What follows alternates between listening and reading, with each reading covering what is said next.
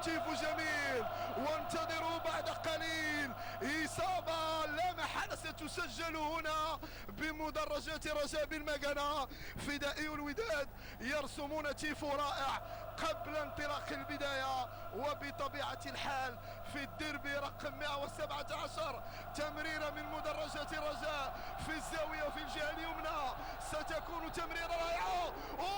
إصابة في المكانة، إصابة في مدرجات المكانة. جماهير الرجاء تبدع وترد الهدف، هدف الوداد بهدف جميل.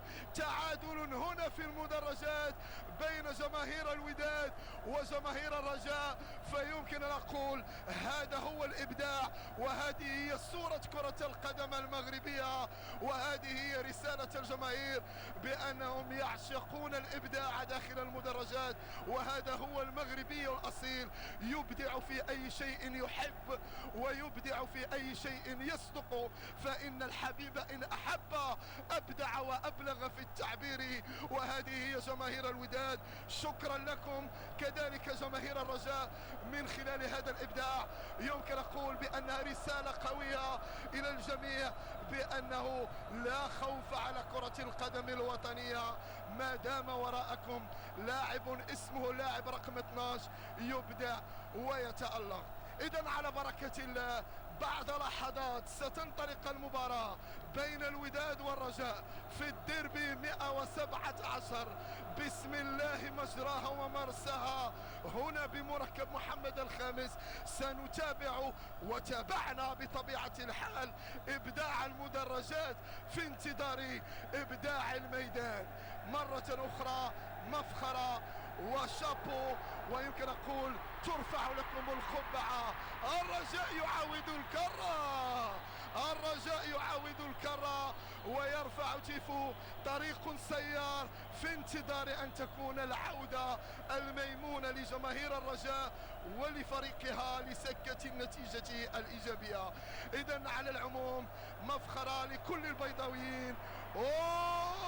الوداد ترد من خلال المدرجات.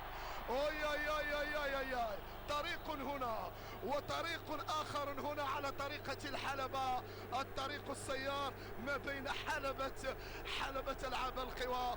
يمكن أقول برافو برافو برافو بلاتير، كان يمكن أن تكون ضيفنا الكبير. عيسى حياة كان يمكن أن تحضر وتشاهد إبداع الجماهير التي تستحق اللقب الإفريقي، ولما لا إن شاء الله اللقب العالمي.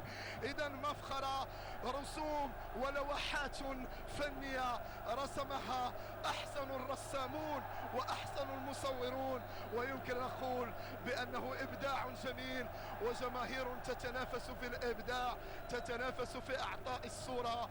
وأكيد بأنه مركب محمد الخامس ومدرجات مركب محمد الخامس ستظل شاهدة على التاريخ لتقول بأنه لا تستنجد بالأطلال فنحن حاضرون.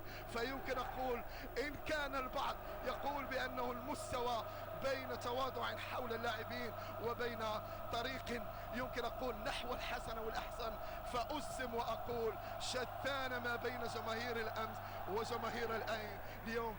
فالإبداع متواصل، فالإبداع